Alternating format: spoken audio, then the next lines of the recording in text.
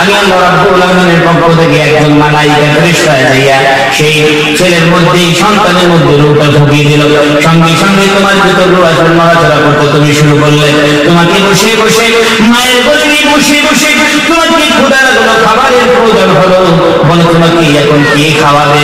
পৃথিবীর কোনো প্রধান, পৃথিবীর কোনো পঞ্চায়েত, পৃথিবীর কোনো নেতা, পৃথিবীর কোনো পিএম, পৃথিবীর কোনো মুখ্যমন্ত্রী, কোনো প্রধানমন্ত্রী মায়ের পেটের খাদ্য নিয়ে জীবনে কোনোদিন ভাবে নাই। হ্যাঁ পৃথিবীর বান্দা বান্দিরে, মায়ের পেটের খাদ্য সরবরাহ কেউ করতে পারে না। সন্তান ভিতরে আছে, কে খাওয়াবে?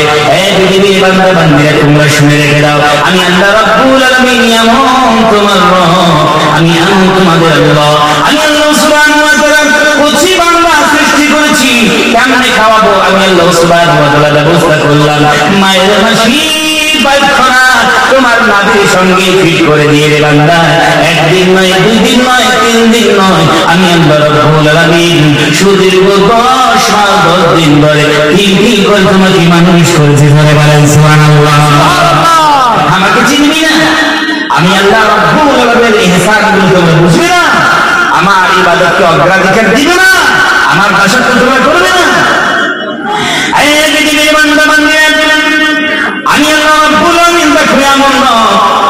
পৃথিবীতে যখন তুমি এসেছো তোমাকে মুখ দিয়ে খাইয়েছি, আর মায়ের গর্ভে যখন ছিলে আমি নারীর ভিতর দিয়ে খাইয়েছি। এই পৃথিবীর বান্দা বান্দিরা তোমরা শোনো, আমি আল্লাহ রাব্বুল আলামিন হুয়া আলা কুল্লি শাইইন কাদির, আমি সর্বশক্তিমান ওয়াল মাজিদ, আমি মাসিকুল রিফান, আমি আল্লাহ রাব্বুল আলামিন। আমি যদি চাইতাম তোমার মায়ের মাসি পায়খানা তোমার মুখে লাগাইয়া দিতাম। আমার ওই মুখের মধ্যে মায়ের রক্তগুলো, নাপাক রক্তগুলো নির্গত করে করে এই বান্দারে তোমাকে সেখানে আমি জীবধরা কাটান। কিন্তু আমি আল্লাহ রাব্বুল আলামিন করি নাই। তোমার মায়ের মাসি পায়খানা তোমার নাভির সঙ্গে সেট করে দিয়েছি। মুখটা তোমার পবিত্র রাখলাম, এই জন্য রাখলাম যাতে করে দুনিয়া সার পরে বান্দা বান্দিরা দুনিয়ায় বসে বসে আমি আল্লাহ রাব্বুল আলামিনের জিকির আজকার করতে পারো। সুবহানাল্লাহ।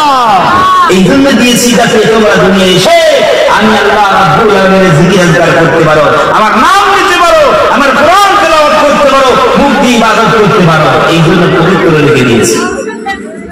আর আমরা দুনিয়াতে সলিমউদ্দিন করিমউদ্দিন খান দুনিয়াতে আমরা সবাই এসে আল্লাহর বানানো পবিত্র মুখখানা বিড়ি সিগারেট লাল পানি খাইয়ে খাইয়ে অপবিত্র করে দিয়েছি। বলে কাটি আপনাদের দিকে মানুষগুলো খায় না, খায় না, আপনাদের মানুষগুলি ভালো আলহামদুলিল্লাহ।